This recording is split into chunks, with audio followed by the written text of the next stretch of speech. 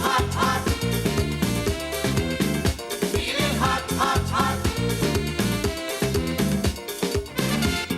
Now then, as I just said, we will be able to see the eclipse on BBC One, and their coverage starts at 9:45 this morning. Make sure you watch it on the telly. It's the best way to view. It is indeed. But don't forget, we've got to tell you, it's very important that you never look directly at the sun with or without glasses or any other form of protective eyewear. The safest place to watch the total eclipse is live on BBC One. Yes, or you can make a projector. Blue Peter will show you in 2 ticks. You need a box, a white envelope and a flat mirror, and you can project the image onto that. Right, If you I think want I've to got all know the how, stuff, Anna. here's the Blue Peter special go. eclipse.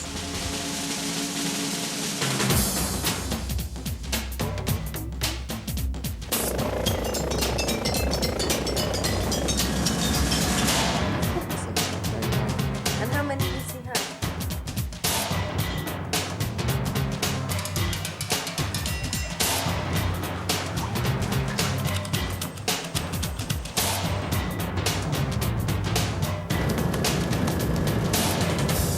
Hello. And welcome to a very special Blue Peter. Yep, we're here to mark an event so rare that it hasn't happened in the whole 40 years of the programme.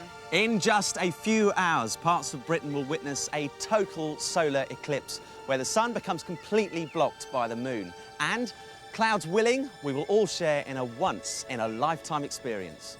Here's what's coming up. In today's programme, we visit the 2 main players in the drama, the sun and the moon. We give you a guide to what you can see and where you can see it. We look at preparations for people visiting the eclipse. And give you the best advice on how to watch it safely yourself. And to do that, we've enlisted the help of Professor John Parkinson, one of Britain's most experienced eclipse watchers. I caught up with him at the Royal Observatory at Greenwich, a place visited by astronomers from all over the world. Good view from up here, haven't we? You're out of breath now. Now, everyone's getting very excited about this eclipse, waiting for it to arrive. But you don't wait for eclipses, you go to them. Where have you actually seen them? Oh, I've had expeditions to Siberia, to Sumatra, and then from the Caribbean through to Hawaii out in the Pacific. But is it not like just watching the same thing over and over again? No, they're all absolutely different. They're all incredible. To see the sun disappear in the daytime sky, to actually feel the temperature drop, to see it getting dark, and then watching the birds getting very confused and going home to bed in the middle of the day, to then see shadows racing across the ground, and then finally the sun disappears and it goes dark. It really is the most amazing sight you'll ever see in your life. Right, John, you've convinced me, but I've got a map downstairs. I want to know where I should go. Can you show me? Yeah, let's go. So where on all this map is the best place to watch the eclipse? The total eclipse starts out here in the Atlantic. The first piece of land that it crosses is the Scilly Isles. Then it crosses Cornwall, southern Devon and the Channel Island of Alderney. I've always wanted to do with my weatherman. So between those 2 lines You're doing it well. Where it's total and all of the sun is covered. Then as we come further north, then at maximum, then we leave a little bit more and more, steadily increasing, of the sun visible when it's like the perfect alignment. So by the time we've got to the Highlands and Islands here, about 75% of the sun is left uncovered. What's the best way of actually watching these partial eclipses? Because I know you should never ever look into the sun with your naked eye. The safest way is to make a projector so that you can project an image of the sun, and that really is the safest way. Make a projector. And if you're sat there thinking, how do I make a projector? Do not panic, do not fear, because later in the programme, I will be showing you exactly how to do it. The last total eclipse of the sun seen in mainland Britain was in 1927. Millions of people travelled across northern England and North Wales to see the event. It was one of the largest movements of people in British history. Total solar eclipses are rare events, and it's only since the 19th century that astronomers have been able to study them in great detail. For centuries before that, they were shrouded in myth and legend. One of the most common beliefs was that an eclipse heralded the end of the world. But that was because people didn't understand what an eclipse actually was. In China, it was believed that a dragon lived in the heavens and that it was trying to swallow the sun. They thought the only way to stop this terrifying event was to frighten away the monster. Arrows were fired into the sky and people made as much noise as possible by drumming and banging on gongs and pans. Europeans were so scared by the eclipse that in the 9th century, the King of Bavaria died of fright. Ugh. While in Japan, it was said that poison would drop from the dark sky, and so wells were covered to stop the water from being poisoned. Now, just so that we've all got it clear what we're talking about, here is the Blue Peter Guide to the Eclipse with the help of George the Tortoise, Katy and Konnie. There are three main bodies involved in a solar eclipse: the Sun, the Moon and the Earth. For the purpose of this demonstration, imagine that George is the Sun, which means that he doesn't have to move much, Katy is the Earth and Konnie the Moon. The Sun is actually 400 times the size of the Moon, but because it is 400 times further away from the Earth, it means that they look about the same size in the sky.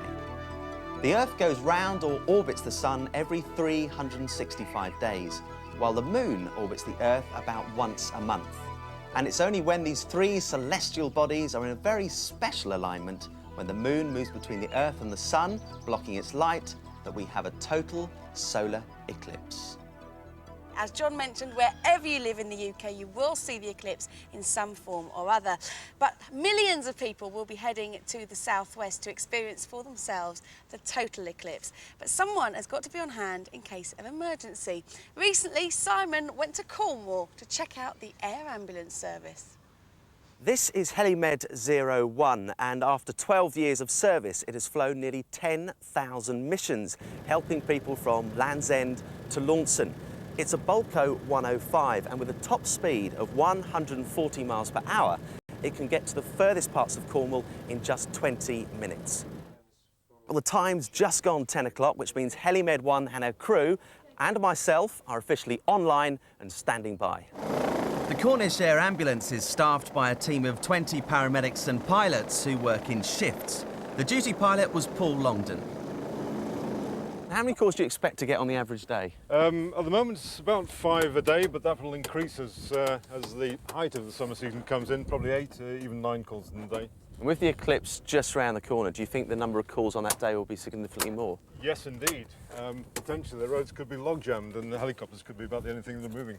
Right. These are today's paramedics, just 2 of 14 in the total crew. Checking all their equipment also to make sure they're ready for a quick response. Looking forward to coming flying with us today. Justin, I cannot wait. Hello, Air Ambulance, St Morgan. What's the incident? Okay, we've got a cardiac condition with a crew waiting for us. Yeah. I'll give you some more details on the way. Great, let's go.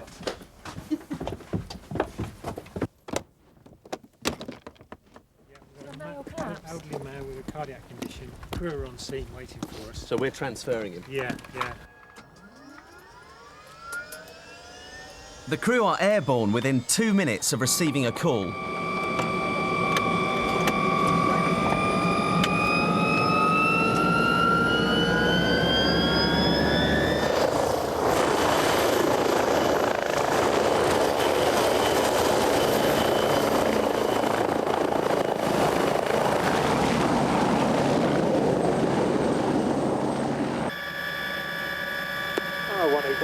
Roger that.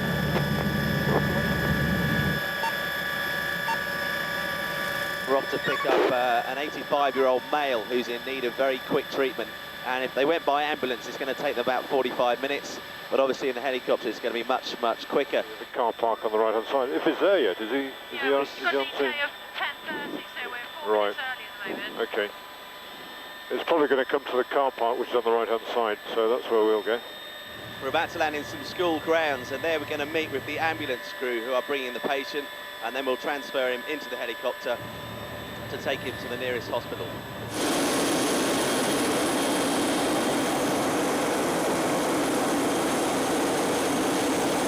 I've just been put on crowd control duty because obviously, as you can see, when a helicopter lands in a school field, it creates a little bit of interest, and I also need to keep away the cars from here so that the ambulance can get in. And the ambulance is coming here now, so the patient is on his way. Cornwall is full of narrow, twisting lanes, and in an emergency, the air ambulance can save valuable time.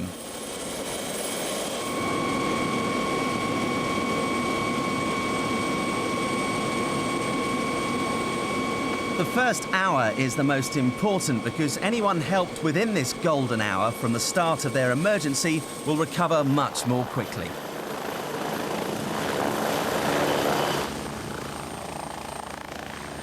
This patient was in Treliske Hospital within 15 minutes and reviving.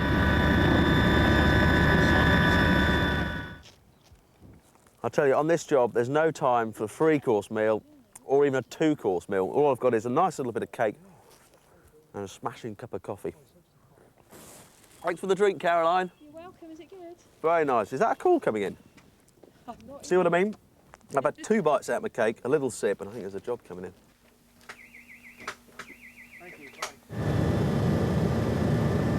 We're up in the air again. I didn't even get a chance to finish my sandwich, so I'll do that in a minute. But the reason is we're going to a very urgent case. It's a 1-year-old child who's suffering from a serious chest pain.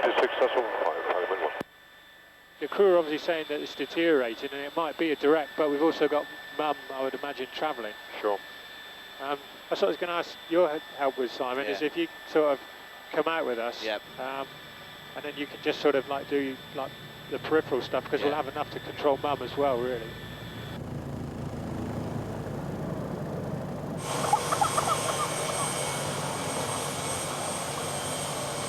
I'll be back in a minute. All right.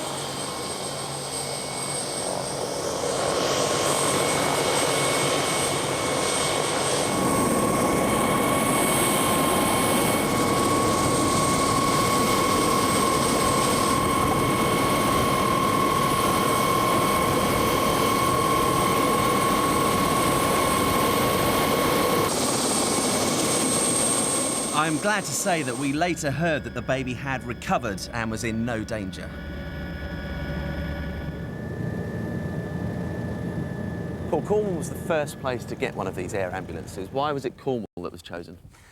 Lots of narrow roads, quite a long, thin county, an awful lot of coastline, very well justified here. Right, now I've noticed on the side it says funded by the people of Cornwall. Is it really funded by the people of Cornwall? Absolutely, through their own generosity. Then this was established as the first of the air ambulances and has been a model for the rest of the country, really.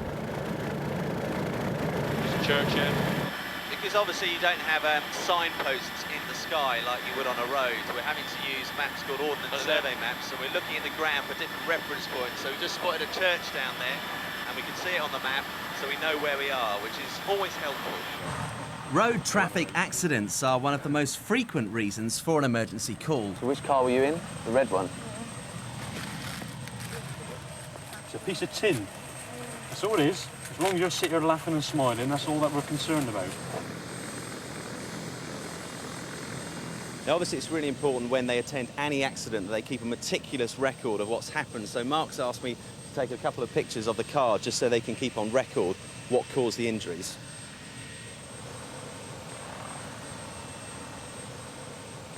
The people of Cornwall pay for a first-class service out of their own pockets. The air ambulance is invaluable and its crew totally dedicated. We were called out 5 times, an average day's work. I have had such a hectic time working alongside these guys, but it has made me realise just how busy they are. We seem to have covered every square inch of Cornwall. But you know, when the eclipse does happen, it's going to be great knowing that the air ambulance is on hand should anything go wrong. What a team, but I hope there aren't too many eclipse emergencies for them. Now then, 30 years ago, the moon was also big news, but not because of an eclipse. People were interested in what was happening on its surface. In the summer of 1969, science fiction became science fact as 3 men climbed into a rocket bound for the moon.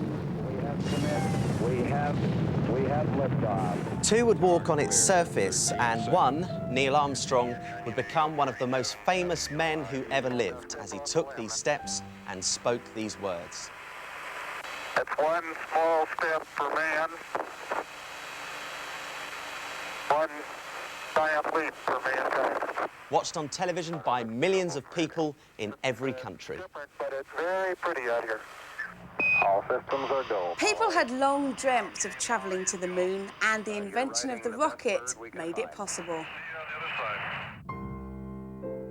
Apollo 11 was the mission to land man on the moon, and the enormous Saturn V was the rocket they hoped would get them there.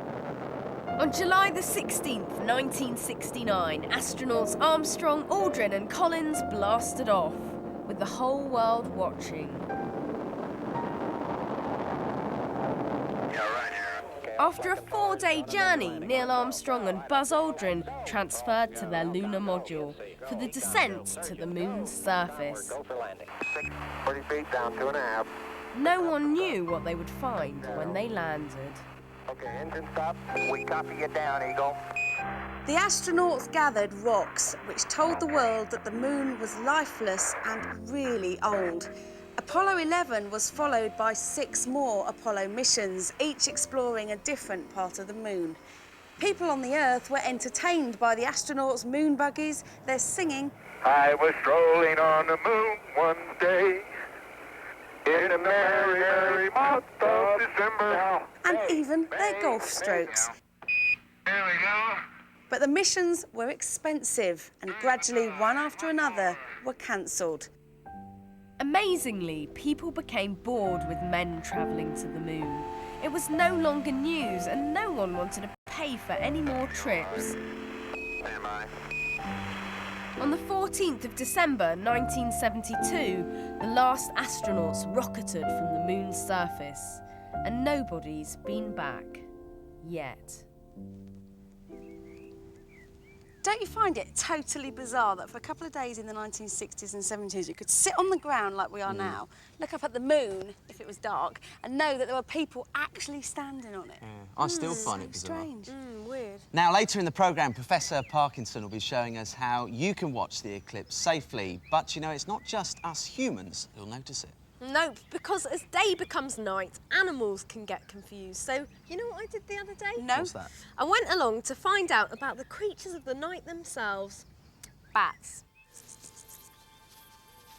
There are 900 different species of bat, and 16 of them live in Britain. Bats are very intelligent flying mammals. In Britain, they eat insects. Flying uses a lot of energy, so bats have huge appetites. A typical British bat can eat as many as 3,000 insects in a night's feeding. This time of year is one of the best to spot bats, which also means it's one of the busiest for the Bat Hospital here in Penzance, run by Ginny Little and her helpers. What should someone do if they find an injured bat? What's the procedure? Pick it up carefully and then put it in a large box with a very close-fitting lid, because these creatures can get out of the tiniest hole. Punch your holes in the top before you put the bat in, and then put sheets of kitchen paper. Give it some water to drink, make sure it's nice and warm before you start feeding it, giving it water. And contact your local bat group, and you can find their name and address through the Bat Conservation Trust. In there is Andromeda's grooming brush. Now, it may just look like a mascara brush to you and me, but in fact, bats can't have normal-sized grooming brushes because they're so small. They absolutely love having their fur straight. Andromeda is going to love me for this, aren't you, baby? Now, you can't hear it, but I can actually feel her vibrating, which means that she's purring, and that means that she likes it.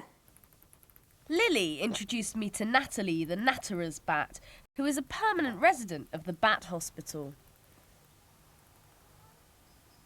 Is she a natterer because she natters a lot? Because she's constantly chattering away. Yeah, well, people think they're called natterers because they natter, but they're not. It was actually because they were found by a man called Mr. Natterer, but it does fit them quite well. It certainly does. I don't know if you can hear, but she's going... She's constantly making noise, aren't you? So what would you say to people that said, ugh, bats, scary, horrible creatures? I'd tell them not to be afraid at all in the slightest, because they're so sweet. so they wouldn't actually harm a human. Oh gosh, really? They really make it look so tasty, I can't tell you. It was feeding time for the bats, and on the menu, live mealworms. So do you make a note of how much they eat? Yes. And then we weigh him afterwards to see how much he's eaten, how much he's put on. And how many has he had? He's had, that'll be his 14th. Look at his stomach, look how bulgy it is. Let's have a look.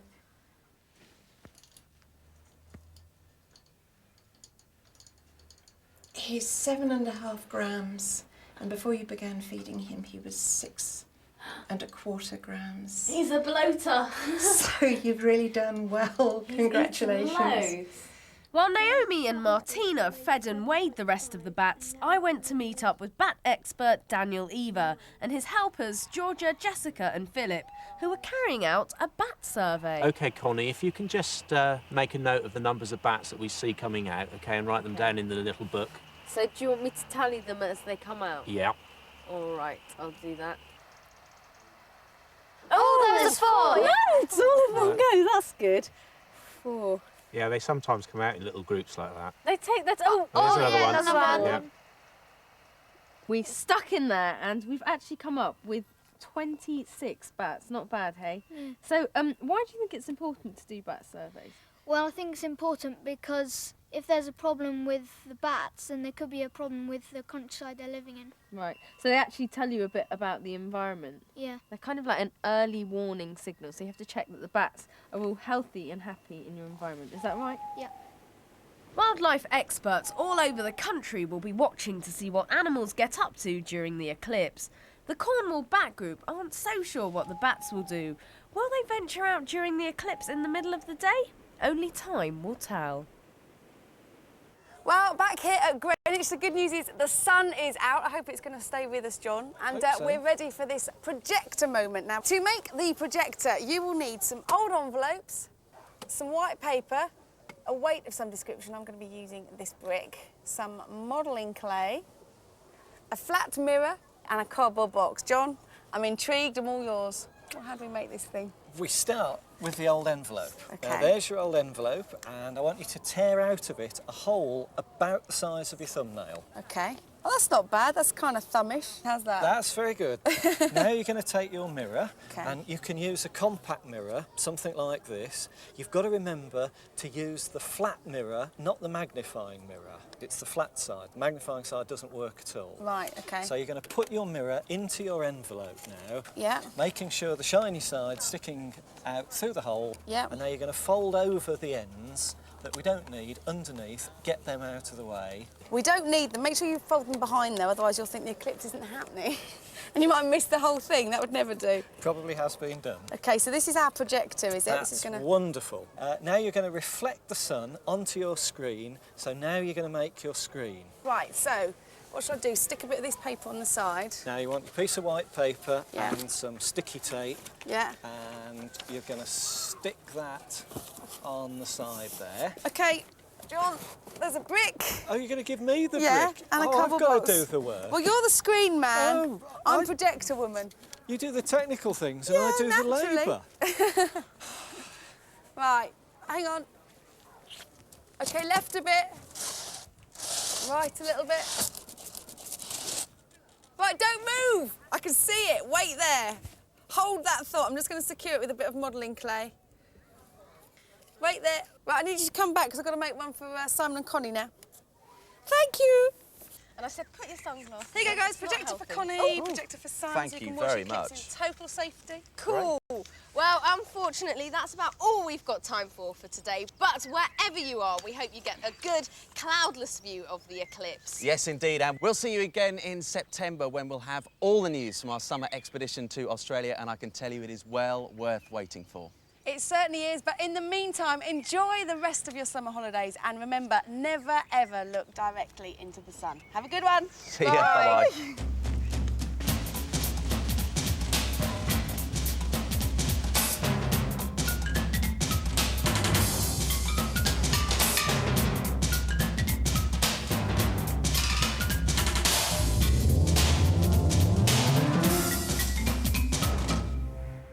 Yes, it is all very exciting. We're only moments away from the live coverage of the eclipse, but we must remind you never to look directly at the sun. That's with or without glasses or any form of protective eyewear. And if you have made yourself the projector, never look at the sun's reflection in the mirror. Only look at the projected image on the piece of paper. Yes, it is very exciting Yes. because Michael Burke, Philippa Forrester and Jamie Theakston are all down in Cornwall.